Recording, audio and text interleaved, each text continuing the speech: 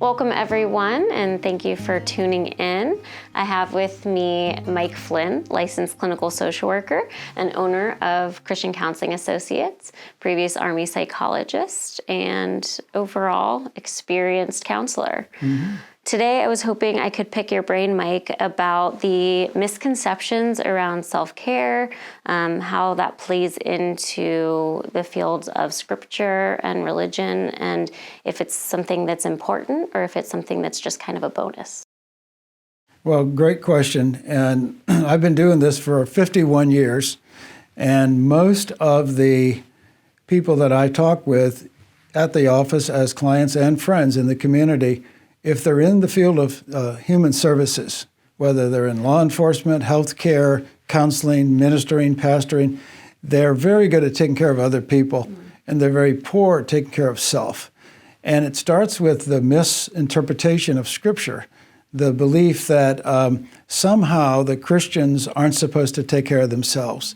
And they're forgetting some key scriptures, which we can get into a little bit later in terms of examples of appropriate self-care. But people talk about Christianity being different than all other world religions because it's a grace system where you don't earn your connection to God. It's given to you freely. But yet they try to suffer to be better Christians, and they try to deprive themselves of time off from work or deprive themselves from a vacation or from going for a walk in the park because somehow they think that makes them more spiritual. And I don't see evidence of that prescription for living. I don't see that in the Bible anywhere in the New Testament. So would you say that there are instances or examples of self-care? So in the Bible, when you look for them, they're there. For example, Jesus sent the young teenage disciples he had, on a mission. And they were out working hard. They were healing people, feeding people, taking care of people. And they came back exhausted, but they didn't even realize it. And they said, "What's the next mission?" He says, "Slow down, guys. You see all those needy people on the hillside? We're going to leave them right there, and we're going to walk away and go rest." Now, they didn't just scatter. They went together to a spot that they knew about. So Jesus had a place in an olive grove where Judas actually betrayed him to the Roman soldiers when he was being crucified. They had a place, a specific place they used to hang out, Jesus and the guys. Wow. And so he coached them to do self-care, to take care of themselves. That's one really good example. Another one was Jesus was in a fishing boat, and he got tired. And in a fishing boat, the board in the stern, in the back of the boat, has been hit with the sun. It's probably got fish scales and splinters. So he didn't want to take a nap like that, so he got the captain's cushion. This specific details are in the Bible. He got the captain's cushion out, put it down, and took a nap, like a guy would do. And who would sleep on a splintery board if there's a captain's cushion? Jesus didn't. So that's a great example of self-care. And then when Paul was in prison, and one thing I like to add is that he did suffer for the cause of Christ, but he also took care of himself. So he's in prison. Winter's coming. Prison cells were damp and cold. They weren't climate controlled like they might be today. And he wrote back to Timothy, who was probably 1,000 miles away. And he said, "Whatever all the good things are that you're doing, stop. Come to me. Bring my winter coat. And by the way, bring my books."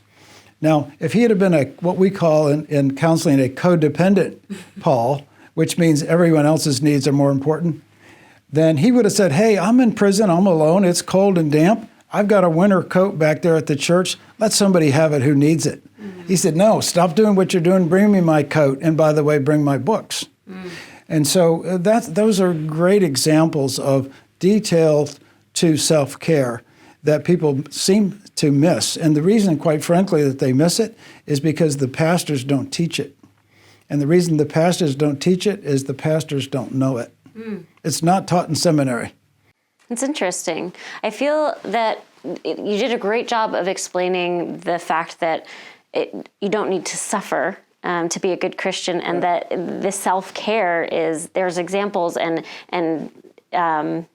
encouragement of it even. Exactly. Would you say that it's something that is a bonus when there's time for it, that if you have the time to self-care to add it in, or is it an essential part of living? The way I describe it to men is if they had their car of choice, let's say they wanted a Maserati, or like one of my pastor buddies has a Mustang he loves, and you have the very car you want, and it's designed the way you want it to operate, but you decided, I'm not going to put oil in it. I'm not going to change the filters, not going to check air in the tire, just going to drive that thing. It's going to stop running soon. And so you wouldn't treat your favorite car that way. Right. And God gave you your body, and He gave you your mind, and you have to take care of it. It's a responsibility. And you probably aren't going to do it well alone. So you need a couple guys to kick your butt to tell you to do it on a regular basis. That makes a lot of sense. It's so easy when we were thinking about something as simple as an object that we care for, or take to the shop once a year for an annual inspection, but we just don't do it for ourselves. Yeah, we think we're just gonna go, and that makes it better.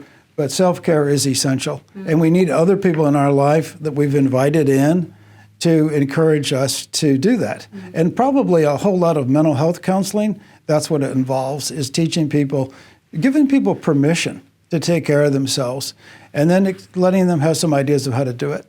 So in addition to the importance of self-care and how often you should do it, what are some specific examples that we could take away of how to practice it in our own lives? People have to take time to think, what did I used to like to do? What was fun that earlier on in my life that really rejuvenated me? And give himself permission to go back into that or to adjust it and find something new. It has to be something that works for the individual. Now, it's great if you can incorporate that with a friend, your spouse, your friend, your child. If you can do activities that are fun and relaxing with another person, that's a great idea. Obviously, some people need alone time more than other people do. If you need alone time, you need to train the world that you're going to do that. You're going to provide that for yourself.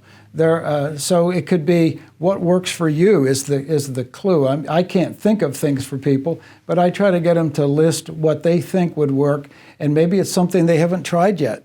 There's so many unending possibilities of things for fun, but most of the time, when I ask healthcare professionals, "What are you doing for fun?" I get a blank stare, and then I say, "Well, that's not appropriate. We're going to have to help you out on that."